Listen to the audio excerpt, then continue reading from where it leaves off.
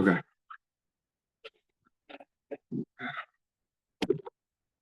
So we're at the seventh wide line on 2b.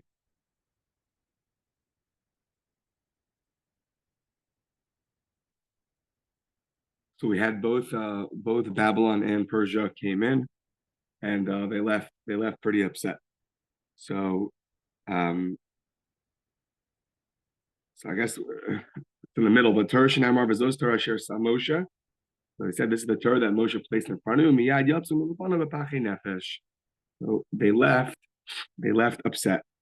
Now the Chimiachar the Chazas Malchus Pras L'Malchus Romi the Lo Mehanya V'Lo Midi. After the Persians saw the Romans try to make a claim that we also tried to build stuff for the Jewish people. After they tried that and they were not successful, the Lo Mehanya V'Lo Midi, my time Eili.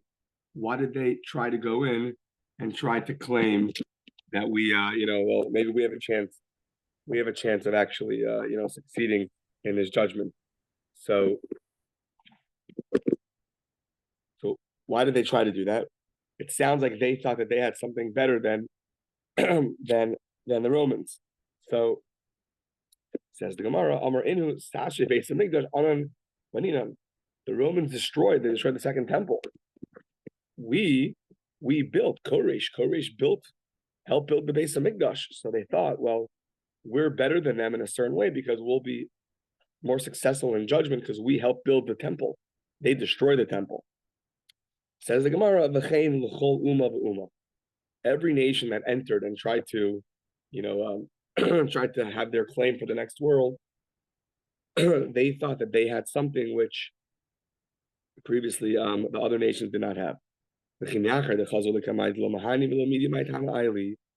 Why did they think after they saw every other nation come out, unsuccessful in their attempt to get the next world? My time Aili.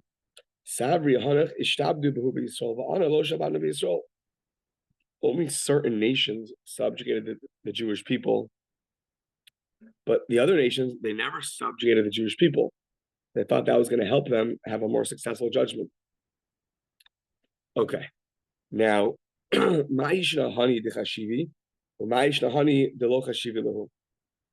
how can we have that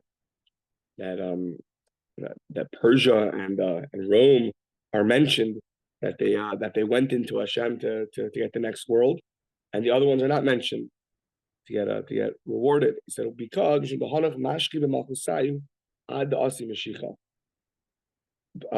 Rome and Persia, they're going to be around until Mashiach comes, and the other ones are not going to be around until Mashiach comes. That's why they're more prominent. They're mentioned more explicitly. Okay. So now, continuing the claims of the non-Jewish nations to Hashem about why don't they get rewarded for what they did. So Omrim, the fun of Rabbanu Shalom, they say, Hashem, they said, did you ever give us a Torah and we never accepted it? If you would have given it to us, we would have accepted it. That the Gemara says, Hashem came from Sinai and he went to Seir. Uksiv Elokam Etemen Yavo. And the end of the verse is he came from Har Paran. So it sounds like he appeared other places. So my boy b'Seir, my boy b'Paran. What's he doing in Seir? What's he doing in Paran? Why is Hashem there at the time of the giving of the Torah? Famous Gemara, along with many of these Gemaras are like the most famous Agadic Gemaras. Amar Rabbi Yochanan Melamed Shekashei Zira Kadosh Baruch Hu Chaluma Belashon Belo Kibuhu Achaba Eitzel Yisrael V'Kibuha. Famous Gemara. He went to all the nations. They did not accept it. He went to Jewish people, and they said Na'aseh V'Nishma. They did accept it. So, what was this claim of the non-Jewish nations? Elahachi Amri Klum Kibluha V'Loi Kanua. If we would have accepted it, we would have kept it. So to that he says, so, well, you can't say that because you can't say if we would have accepted it, we would have kept it. Well, why didn't you accept it?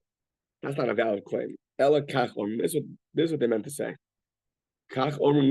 Lefana. Ribono Shel, Master of the world. Tlum kafisa aleinu har kegigis below kibanua k'mosh also Yisrael. The Jewish people, whatever it means, exactly what aspect of it, but there's part of Mount Sinai that was, so to speak, forced. Some commentaries learn it means it wasn't forced physically, but it was such clarity that they had that it was forced that it was like it was forced upon them because they couldn't reject it.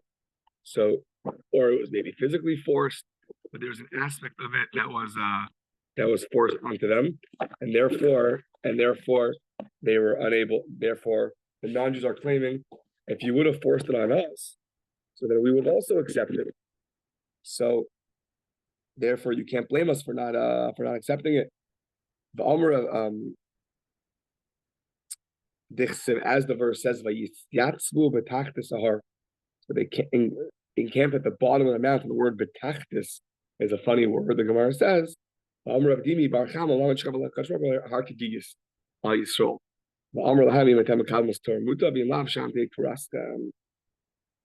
so to speak, held the mountain over us like a barrel and said, if you accept it, good, and if not, there will be your death.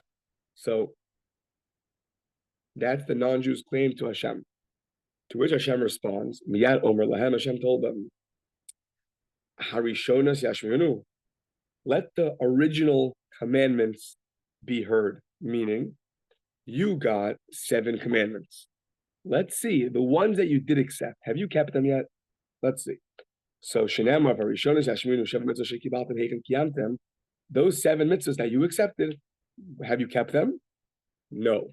So therefore, we see your track record. The things you've accepted, you're not keeping. And now you're claiming if you would have forced upon me 613, we would have kept them. So says the Gemara, how do you know that they haven't kept them? So the Tani of Yosef, Amad v'yimoded eretz ra, viter agoyim. So he went up and measured the land, and ra viter goyim, saw the viter of the goyim. What does that mean? My yira'ah, what was seen, Sheva mitzvah shekibul lahem, beinoach, v'loi kaimum. Kevan shaloi kaimum, amad v'hitiron lahem. That word of viter, the Gemara now understands very interestingly. When Hashem saw that they weren't keeping the 7 commandments, he went and literally he untied them, meaning he released the non-Jewish nations from the bondage of the 7 commandments. Says the Gemara, Iskuri Isker, in Kain Matzinu Chayte Niskar. How do you gain by doing something wrong? How do you not keep mitzvahs, the seven commandments, and now you're free from them? Well, then you're going to find a sinner who gets rewarded. And we don't reward sinners for doing the wrong thing. So Amar Mar Breder Ravina, on to the next page. Laura, what it means to say is, even though they kept the mitzvos, but Hashem did not reward them. He didn't give them reward. So meaning he saw they were not keeping them, so he undid the reward for them. Every mitzvah you get rewarded for. Those 7 mitzvahs that they were supposed to keep, which they stopped keeping, they didn't get rewarded for them. They stopped getting rewarded for them. Says the Gemara, is that true? The law of Tanya hired me your own the problem. The Torah Shuka Kohen Gadol, but Talmud Lomar Asher Yas Adam, Os Adam V'chai Behem, Kohanim Levim Yisraelim Lonemar El Adam, Halamarata Shafi Obik Kohanim Ozik V'Torah, Harei Huka Kohen Gadol. So the Brisa said, Rabbi Meir said, how do we know that even a non-Jew who learns Torah has a similar status to a Kohen Gadol? And it brings a verse that a person should do. The person should do the mitzvahs. So it doesn't say Kohanim, Leviim, V'Yisraelim. It says vague, the person. Who's the person? It sounds like mankind. It says even mankind who does the mitzvahs is like the Kohen Gadol. Now, Tosfos points out that we have a contradicting Gemara in Sanhedrin that it says a non-Jew who keeps Shabbos or a non-Jew who learns Torah, he gets death from heaven. Right? And we know that there are laws about what you can and what you cannot teach a non-Jew. Written Torah, yeah. Oral Torah, no. So Tosfos says they're learning not the Torah that they're not commanded in, but the Torah that they're commanded in, meaning the details of these 7 commandments, if they study those, so then they're similar to a Kohen Gadol. So even studying the mitzvahs, you see, you get this high stature. For sure, doing them, you'll for sure get a high stature. Ela lomer lach. So what it means to say is like this: She'ein mekablen lein schar kimitzuv v'osa. We know that there are 2 different kinds of rewards for doing mitzvahs. This is very important. The ones that we are commanded in, you get rewarded like somebody who is commanded. The ones that you're not commanded in, you also get rewarded, but not the same way as someone who's commanded in it. So, however, the reward works in heaven, but when you're commanded in it, you get more reward. So, the Amar Rabbi Chanina says, "Gadol hamitzuva v'osa, yoser mish'ena mitzuva osa." Counterintuitive. Someone who is commanded to do is greater than someone who's not commanded. Now, the question many people always ask is, shouldn't the opposite be true, right? You didn't tell your child what to do, and he went and he did so many things. Isn't that greater? So Tosa says, the reason why someone who's commanded is greater is because he's always worried. It's always on his mind to remove, he says, remove the Yetzer Hara and do the mitzvahs. Meaning, when you have a mitzvah you have to do, it's on your head to do it, to get it done. So it's you're always more worried about it. You want to get it done. That's greater. A mitzvah you're not commanded in, you do it today, you don't do it tomorrow. It's much less. So the person who worries about the mitzvah, so to speak, it's on his mind, it's part of his daily schedule, that person is greater. So greater is the one who's commanded and the one who's not commanded. So too, reward is greater for the one who's commanded than the one who's not commanded. So elakach omrim hobi kachavim. This is what the non-Jewish nation said.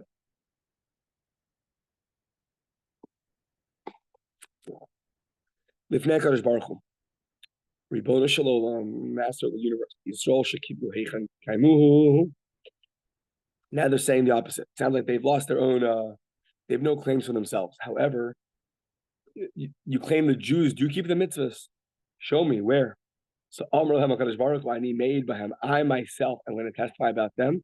Shekaimu was the Torah kula, that they keep the entire Torah. Omrim lefanav Ribono Shel Olam, Kim yesh av shemeid al beno dichsev b'ni b'chor Yisrael. How can a father testify about his children that they kept the Torah? Dichsev, as the verse states, b'ni b'chor Yisrael, my children, my firstborn children, as Hashem referring to the Jewish people. Now, this is there's at least 2 places that I can think of. This verse happens to be the beginning of Shmos, before we accepted the Torah. There's at least 2 places in Shas that it uses this verse to talk about the Jewish people and the Torah. So Rashi in Masechah Shabbos points out that they're called Hashem's children already in Egypt because they will accept the Torah with love. That's what Rashi says. So they're already called his children now because they will accept this Torah with love. And by the way, just to point out that when you say your Shemona Esrei, you say in the 5th blessing, Hashivenu Avinu l'Sorasecha. You're asking Hashem to return you to the Torah, but you're asking him to return you like a father. There's at least 2 places, at least in the Gemara that I know of, or that I can remember off the top of my head, that he's called our father in reference to Torah. So either way, he's called our father here, and our father will testify to us that he will that we kept the whole Torah. So Amar HaKadosh Baruch Hu, okay, if you don't want me to testify, the heavens and the earth will testify. Amar HaKadosh Baruch Hu, Shemayim v'aretz ya'idu b'hem shekaimu es Torah kula. They will testify, as we know from end of Devarim, that they were the witnesses that we made a covenant to keep all the mitzvahs. So now the non-Jewish nations, they know the rules. They've been to Daf Yomi already. We know that you can't have anybody with a vested interest be a witness, not a relative, not a friend. So the non-Jews say, heaven and earth have a vested interest. Why? The verse says, if you didn't make a covenant, which we're going to say in a second means a covenant of Torah, you would destroy the whole world. So we'll explain in a second, but basically what it means is, if there's no Torah, then there's no heavens and earth. So therefore, the non-Jews are saying the heavens and the earth can't testify because they have to say that we're keeping the whole Torah. Because if not, then they're done. There'll be no more heavens and earth. So now, the Amar Shlakish, it says in the very beginning of creation, Vayhi Erev, Vayhi Boker, Yom Hashishi, Hashem, it was nighttime, it was daytime, morning time, Yom Hashishi, the sixth day. So what's the sixth day? So, excuse me. So Rashi says there in Chumash, and based off this Gemara, Melame to teach us, Shehisna Kadosh Baruch Hu Imai Sebracious. Hashem made a stipulation with the creation of the world. Amar Im Yisrael Makabel Torasi. If the Jews accept my Torah, Muta, that's good. V'im lav ani achzer eschem atov. Now, it's I think it's clear from other sources. It doesn't mean if it's a one-time acceptance. It means continuously. If they continue to accept my Torah, then I will. That's good. But if not, then the world will revert back to Tovah. Famously, the first yeshiva, the Volozhin yeshiva, the 1800s, they had people around the clock learning different shifts because they were worried if there's not going to be learning around the clock, then the world's going to revert back to nothingness. They made sure at all moments they had somebody learning. Based off really one of the main sources is this. Okay, so Vidamar Chizkiah, Ma'idich similarly Chizkiah said, Mishamayim Hishmata Din Aretz. Sorry, Mishamayim Hishmata Din. From heavens uttered the laws, referring to the giving of the Torah. Eretz Yira V'Shakta. And earth, it feared and it was quiet. Says the Gemara, Im Yira Lama Shakta, V'Im Shakta Lama Yira. If it was fearful, why was it quiet? And if it was quiet, why was it fearful? Ela B'Tchila Yira Ula B'Sof Shakta. At first, it was fearful because it's about to revert back to nothingness. And then it got quiet when the Jews said, Na'aseh v'nishma. Amar lahem HaKadosh Baruch Hu. Why don't, you know what? Forget me as the witness. Why don't you have people from your own nations come and testify about the Jewish people keeping the Torah? Amar lahem HaKadosh Baruch Hu. Mikem yavo v'ya'idu b'hem b'Yisrael shekaimu Torah. You go test on your own. So here we go. Here's the list. Shekaimu as Torah kula, that they kept the whole Torah. So let's go from the beginning down. Yavo Nimrod should come b'yayid ba'Avram shel avodah avodas chachavim. Have Nimrod come and testify that Avram Avinu did not do idol worship. Yavo Lavan b'yayid miyakov. Let Lavan come and be witness on Yaakov shel neshel ala gezel, that he did not steal anything. Tavo Eishes Potifar. Let the wife of Potifar come and Yosef and bear witness on Yosef shelo neshel ala aveira, that he didn't commit inappropriate relations. Yavo Nebuchadnezzar, let Nebuchadnezzar come b'yayid b'chanayim shel Vazaria shelo hishtakol l'tzelem, that they didn't bow down to any idols. Yavo Daryavish b'yayid, let Daryavish come b'yayid b'Daniel shelo bitul asatila. Apparently in the 6th chapter of Daniel. Look there, but Daryavish should come and testify that Daniel never nullified the davening.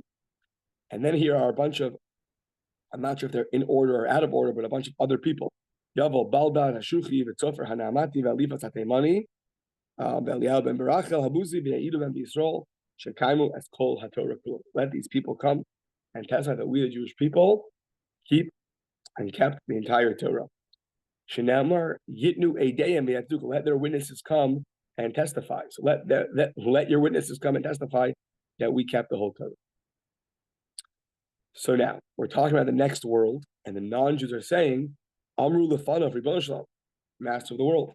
Tinei Lonu Meirosh Nasena. Okay, you know what? Let's start over. Just give it to us now, and we'll accept it, and we'll do the mitzvahs. So Tinei Lonu Meirosh V'Nasena. Hashem said it's too late. We're already in the next world. The next world is the world of reward, not the world of work. Amar Lakadosh Baruch Hu Shotim Shaba'olam, you fools. Mi Shetarach Erev Shabbos. My kids always sing a song to this when they came home in Israel from their Israeli school. Whoever works Erev Shabbos on the eve of Shabbos, Yochal b'Shabbos. You put in and you cook and you work Erev Shabbos. What happens? You reap the reward, you reap the benefit on Shabbos itself. Mi Shelo Tarach Erev Shabbos. The one who sits back Erev Shabbos in his on his couch and does nothing, what's going to happen on Shabbos? No food. So Shlo Tarah Bar Shabbos, Mehechan Yochel B'Shabbos. Where will he eat on Shabbos? So here it's referring to the 6,000 years, or 6 days of the week of the 6,000 years, and then the 7,000th year is Olam Haba, is Shabbos. So whoever doesn't work in this world will not reap its benefit in the next world. Whoever does work in this world will get its benefit in the next world. But the point is, you can't accept the Torah in the next world. Whatever you worked for in this world, you now live with the consequences in the next world. So they want to accept the Torah now. It's too late, he says. However, the utmost kindness of Hashem, and this is good to remember for Sukkot time, for Sukkot, Ella, Afal Pikein, even with all of this, I'll give you one seeming to be light mitzvah. Afal Pikein mitzvah kala yeshli, the Sukkah Shema, and its name is Sukkah. To sit in a Sukkah, lechu ba'asu osa. Why don't you go and make a Sukkah? So says the Gemara, Mimas Amr Sachi, can you really say that? Rabbi Yeshua Levi Ma'id Extiv Asher Noti V'Tzav Hayom Lasosam Malo L'Machar Lasosam Hayom Lasosam Malo Hayom Litol Schar. Today, meaning this world is for working, for doing, and not for receiving reward. Today is for doing, and tomorrow is for receiving reward. So how can you give them a mitzvah to do in the next world when the next world is a world of receiving reward? Elo. So it says, I don't know a good word for bitarunya, but Hashem doesn't come with, it doesn't come to agitate and and to annoy and to disturb and to with his creations. Rather, he comes to help his creations. He wants to help people, doesn't want to hurt people. So therefore, he's going to give them a mitzvah anyways, even though it breaks the rules. But he doesn't want to come with to trouble them. So give it to them and let's see what happens. Okay, now parenthetically, why is it called a lighter mitzvah? Mitzvah kalo says the Gemara, mishum the less bechisarkis. It's pretty inexpensive. I guess back then it wasn't so expensive to go get a sukkah and build it, chop down some wood and that's it. So or maybe they had retractable roofs, just take it off and put some schach on top. So now, okay, so what happened? Every non-Jew went and they built the sukkah on the top of their roof. He brought out the sun, the brutal sun of the months of Tammuz coming up this week, right? Basically called the summer months, the intense heat of the summer month. What happened? They were in their sukkah. It got so hot, they left the sukkah and gave it a kick. And they kicked the sukkah and left. Sounds like they undid their chains. And they threw off of themselves the things that their strings that were binding them down.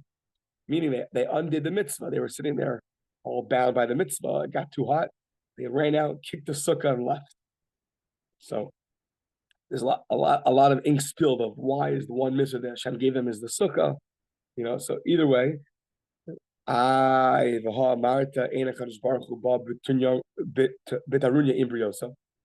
didn't you just tell me that Hashem trying to make life easier for us, not harder for us? It doesn't come to trouble his creations. So why is he bringing out the sun for them? So it sounds like that's totally not Sukkot weather. So it says the Gemara, no, it's not true. That could also be Sukkot weather. Mishum di Yisrael Nami, the Jews also, turning the page, Zinin de Mashchalut Tkupas Tammuz. Sometimes the summer months go all the way until Sukkot. And what happens? The rainy months only start afterwards. The Jews also, meaning it's not something out of the blue, he's pulling out the sun for them. The Jews have to experience a similar thing sometimes, where it's very hot in their sukkah. So says the Gemara, okay, but we know there's a rule, and it also causes a disturbance for the Jews when they're in the sukkah and it's hot. So says the Gemara, hold on, but you're not obligated to be in the sukkah when it's uncomfortable for you, whatever the rules and parameters of that is. someone who's totally uncomfortable and is burning hot and sweating buckets is exempt from sitting in the sukkah. So Hashem says, you're right. If it's really hot weather, you're right. You are exempt. However, what is the attitude of a Jew when he cannot fulfill the mitzvah? You're so excited. Oh, thank God. I just installed a new air conditioner. Oh, Baruch Hashem. What's the attitude? So it says, Nehi de Potter, you're right, you're exempt, but be'ute mi mavite. But you don't walk out of your sukkah and kick it.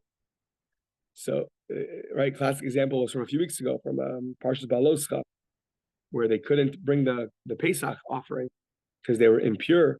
So they begged for a second chance. And Hashem gave them Pesach Sheni. Right? That's the attitude. You're begging to do a mitzvah, anything to do a mitzvah. So you don't go out and kick your sukkah. So Miyad HaKadosh Baruch Hu Yoshev U'Mesachek Alehem. Right away Hashem sat and I don't know a good translation of Mesachek. I mean, some kind of happiness, and he was there, and he was some kind of I don't know a good word, Mesachek Alehem, and he was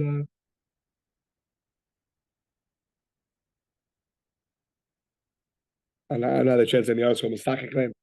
To Mesachek Skok is laughter. Laughter, yeah, laughter. It doesn't mean so much laughter like he's laughing at them. It means it's a certain level of happiness, a certain level of Mesachek Alehem. He was jolly at them or something like that. Shenemar Yoshev B'Shamayim Yitzchak, he sits in the heavens happy. Amar of Yitzchak Ein So L'Pnei Baruch Hu Ela Yos Osa Yom B'Lvad.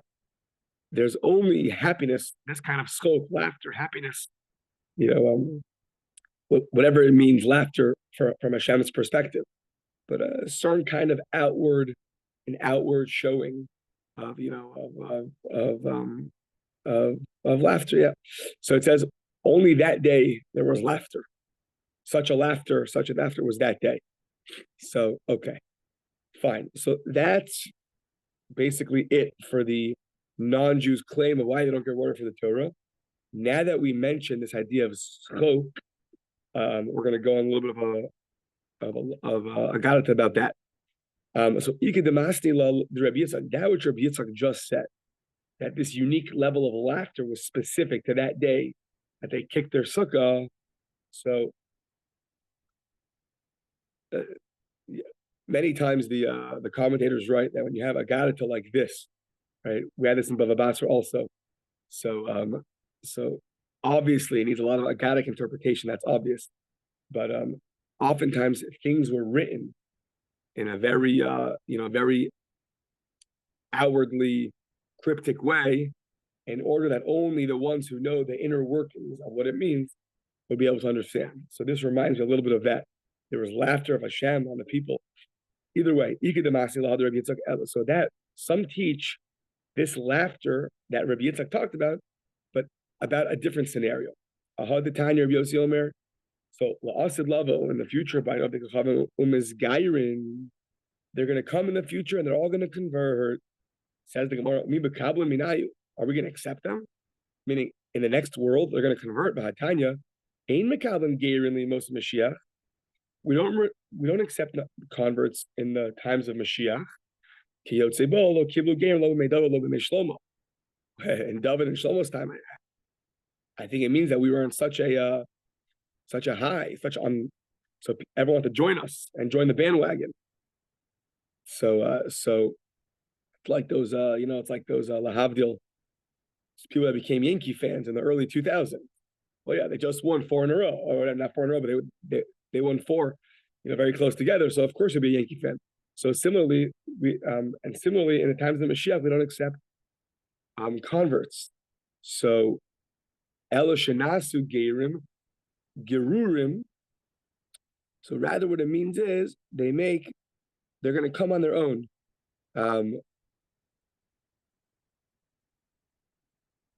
They're going to come on their own and be so attracted to the mitzvahs. They're going to come and convert on their own.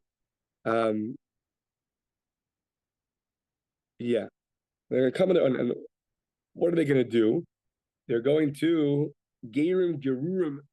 They're going to come on their own, sort of drag themselves. Umanich and tefillin. They're going to put on tefillin b'roshein on their head, and tefillin b'zrosein, and tefillin on their arms. and tzitzis, and they're going to put on tzitzis, big day, on their clothing, and mezuzah b'pischein, and the mezuzah on their doors. Kevon sheroin milchemes gogu magog, when they're going to see that last war between the Shia comes called Gogu Magog. Omer Lahen, they're going to ask Gogu Magog. They're going to ask them. Sorry, yeah, Amad Basem, why are you here? So Omer Lo, and Gogu Magog are going to tell them Al Hashem Ba'al Mashiach, for Hashem and the Anointed One. Shenemar, as the verse says in Tehillim, Lamu Ragshu Goyim Umim Yagurik. So why are they? Another chat. How they translate it exactly? Lamu Ragshu Goyim. Why are they making all this noise? Ula Umim Yagurik, and for the and for the nations Yagurik, but they're coming for naught. I'm not sure exactly how they translate it. Yeah, why is that vain? What is that? Why did they gather regimes talk in vain? Yeah, okay, they're all gathered together talking in vain. They call Echad. What's going to happen?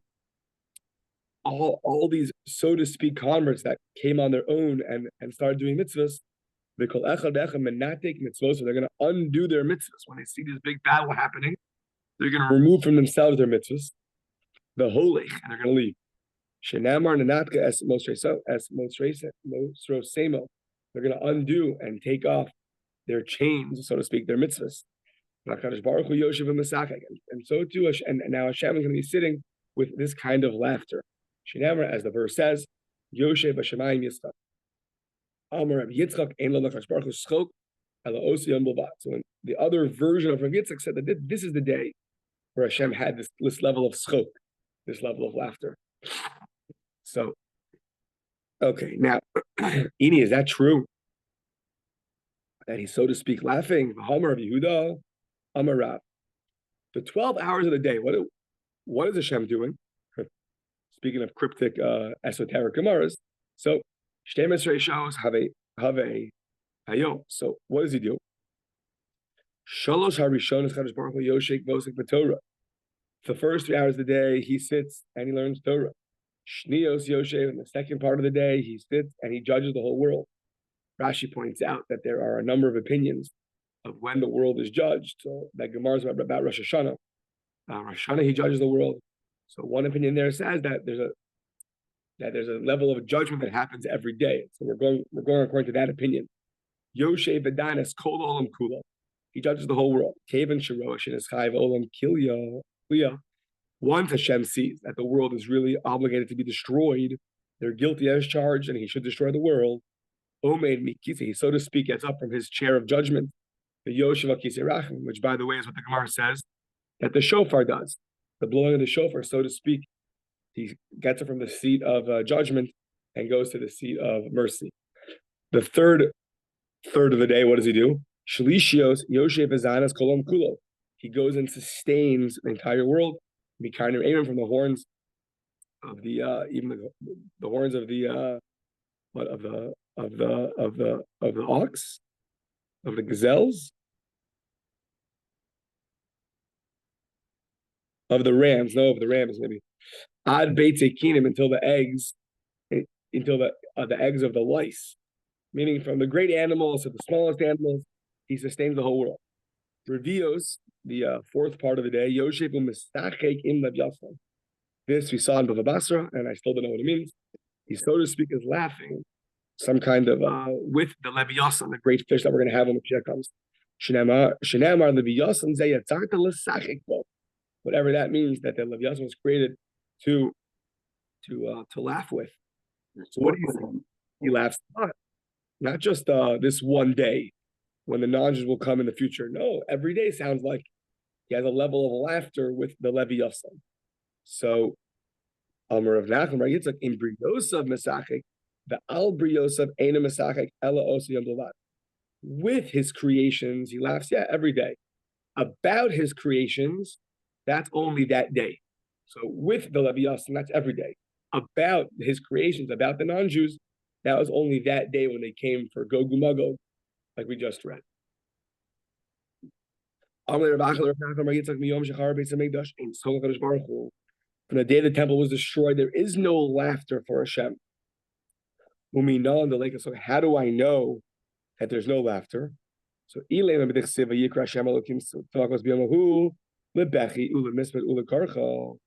talking about the day that we lost the temple, it says it was very sad. There was crying. It was eulogies. It says the Gemara, Dilmaha, meaning, and therefore not laughter, the opposite.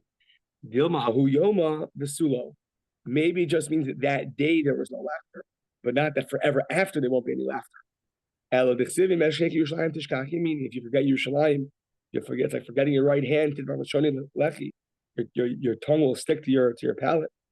If I can't remember it, so it sounds like we're always remembering Yerushalayim, which invokes in us a level of seriousness and not laughter for Hashem also.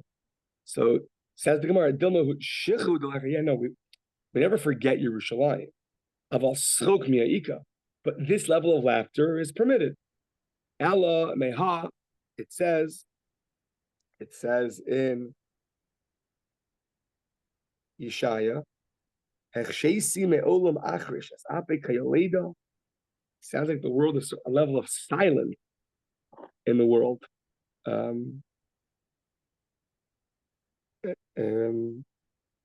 Silent, therefore. I've kept long silent. I have been still. I have tried. I have restrained myself. I have long kept silent. Very good, thank you. So to speak, restrain himself. What do you see? From there, you see that this opinion holds. There is no laughter once that day came. Hashem, so to speak, restrained him, which is interesting because the Gemara says somewhere else that we have the same rule. It says, "Al tamali schok pinu." Your mouth shouldn't be filled with an over amount of joy, since we lost the temple. Hence, we do things like leave that part of our house unpainted and things like that. Okay. Varivios my oven. What is he doing in the fourth part of the day, Yoshev? So, I guess according to this opinion, right, this opinion that holds that he's not laughing with the Leviathan because there is no laughter after we lost the temple. So according to them, what is he doing in the fourth part of the day? Very interesting. Mahi Avid, Yoshev Umalame Tinoko Shal Beis Rabban. He's sitting and teaching children Torah. Tinoko Shal Beis Rabban is always it's the little children of the Beis Rabban, of the house of the Rebbe. So it's an acronym in Israel for Tashbar. Tinoko Shal Beis Rabban. I think it's a school system over there. So he teaches them Torah. Shinamar Asmi Yoreh. Who should I teach Torah? Asmi Yav and Shmuel. And who should I give understanding to? Who? The Gemule Mechelev and Asikim Mishedim, the ones who are weaned from mother's milk. Right. Yeah. They're drinking the mother's milk, and they're so to speak nursing from the breasts. So Lemi Yored. Who should I give knowledge to? Lemi Yav and Shmuel. And who's going to get my understanding? Yeah, it's going to be the ones that are the school children. They're the ones that are going to be are going to be the ones that I'm teaching. So says the Gemara, Umikara, meaning before we lost the temple, there was laughter in the fourth part of the day. So then who was teaching the children Torah? Umikara man have migmarlahu. Who was teaching the little babies Torah? Ibais ema metatron. Either the angel called Metatron, Ibais ema hava ha'avid, or hava ha'avid. It sounds like both of them would teach the kids Torah. Maybe they would switch off at the same time. I don't know. Okay, that's all the daytime. What does Hashem do at the nighttime? Some say the same 12-hour cycle repeats itself in the nighttime. Or he rides, so to speak, on a kruv, on a kruv kal shalo, or he, so to speak, goes on his cherub, the shat, and he goes and travels the shmona eser elef alamos to 18,000 worlds. Ribosim alfei shena'an. Sounds like he's riding through 20,000 worlds. But the word shinan, I'll take Rishon ela she'enon. Read that word like there aren't, which means the minimal of thousands is 2,000. So he goes through 20,000 worlds minus the thousands, and the minimal of thousands is 2, which gets you to 18,000. Hashem at nighttime listens to the song of the animals. The animals are singing song. Shinamar, how do I know? Yomi Avodah Hashem Chazdo. In the daytime, Yitzava Hashem Chazdo. I'm commanding them, my chesed, his chesed. Ubelayla shirim, but at nighttime, so they sing with me. Now that we mentioned this verse about the daytime having to do with mitzvahs, about his commandments, and the nighttime singing with me, we're going to go on Agadic interpretations of this verse as referring to the importance of learning Torah at nighttime. Amar Rabbi Levi, kol posting b'divrei Torah va'osek b'divrei sicha. But first, we're going to start with this. When some stops their learning Torah and is osek b'divrei sicha and disrupts it with some kind of a total idle talk, so ma'achilno gachali resamim, you feed them the coals of the burning the coals of a certain tree, as the verse says, "Akotim meluach alisiach v'shorish resamim lechamim." You're going to pluck the certain some kind of salt plant from the wormwood, and you're going to and also root of rosin coals will ultimately be their meal. Right. Root, rosin. From the other kind of plant, the shorish resamim lechamim, you're going to take from the plant I'm not sure exactly some kind of broom tree I have written down. So you'll take the coals from that and give it to the person who disrupts and gets involved in idle matters. Okay. Anybody who learns Torah at nighttime, he gets a special, literally a strand of kindness upon him at the daytime. Interesting, Rashi says, Huchel Chesed is referring to now has grace in other people's eyes. It's very interesting. You learn Torah at nighttime, and in the daytime, when you're interacting with people, right, so you have grace in their eyes. Interesting. I was thinking that maybe there's so much written about that Torah is supposed to make somebody into a mensch, into an upright individual. So one who spent his nights immersed in Torah, Hashem's going to help him in the daytime that people will see him and he'll be so pleasant among people that that the Torah that he's learning is going to show itself even in the external world, maybe. Either way, so matam, what's the reason? Yom Mitzav Hashem Chazdo, in the daytime, Hashem commands you to do His kindness, which means to learn. Yishum de Balayla Shirim. Sorry. Matam, because Yom Mitzav Hashem Chazdo, the reason why you sing with me in the nighttime, and then in the daytime you'll have my chesed upon you. Because at the nighttime you sing with me. Iged de Amri, others say Amar Lakish. And the Rambam brings this down in his laws of I believe he brings this down. Kol osek b'Torah b'olam hazeh hadoma l'layla hakadosh baruch hu moshe l'chut shel chesed b'olam haba. Reish Lakish interprets the verse that anybody who's involved in Torah in this world, daytime is referred to this world, b'olam hazeh, which is similar to the Kol osek b'Torah b'olam hazeh hadoma l'layla. Anybody who learns Torah in this world, which is similar to the nighttime, right? Things are confusing in this world. So the exile is dark. HaKadosh Baruch Hu Moshe alav chut shel chesed b'olam haba. Hashem will give him a chut shel chesed in the next world, which is dome liyom. The next world is compared to the daytime. Things are clearer. Shenamar Yomi Avodah Hashem Chazdo. That and if you at nighttime you're learning my Torah, in the daytime, which means the next world, you'll get this special strand of chesed.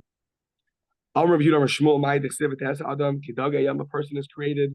He's like the fish of the sea, and Kiremesh Lo Moshe Bo.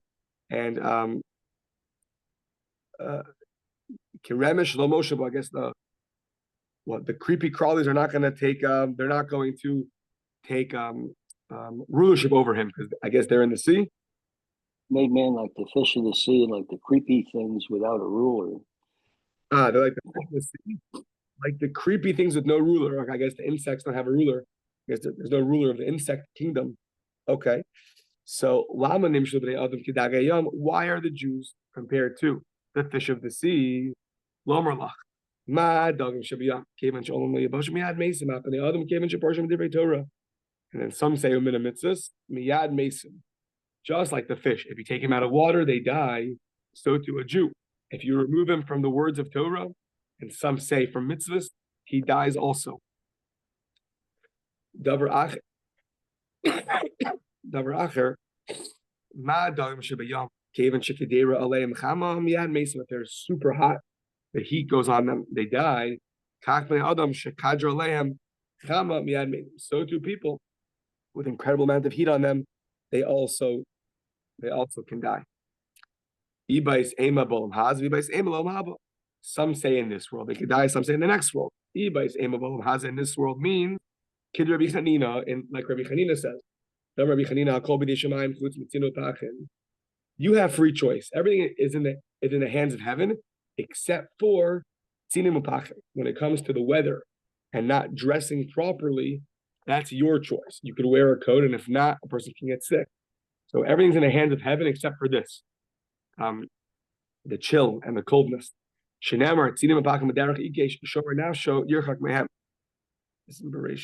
no, this a person can get very sick when it's cold outside. A shomer nafsho, one who guards his soul, will distance from them. Some say what it means is in the next world. There's no Gehenna in the future, meaning he'll remove the sun from its case and make it very hot. Umakdir. So, and he's going to go and take it out, and it's going to do the following. Rishayim nidotah, the wicked will be judged with the heat of the sun. The tzaddikim and the righteous will be misrapenba. They'll be healed from the sun. Rishayim nidonim ba'adiksiv, kine hayom boer katana. The day will come, you'll be burning like an oven. V'hayu kol zaydim kol osei risha kash v'lad osan, and everyone who does wickedness will be burnt like straw on that day. Osayom haba amar Hashem tzavakos asher lo yazov lehem shorish v'alam. I'm going to leave nothing, no root and no branch from them. Lo shorish v'alam hazev lo anaf v'alam haba. I'll leave no root for them in this world, and no root from this world. All their actions will be done, and no branch in the next world. They will be cut off for eternity. Tzadikim is ba, and tzadikim are going to get healed from it, as the verse says. The people that are fear my name, shemesh sidko umarapa b'kanfel. The sun will go, and the sun will heal them. Lo ela shemes anin, but not only will it heal them, they'll delight in it. Shenemar v'yetzatem umepishtam ka'agle marvak. As the verse is translated to say,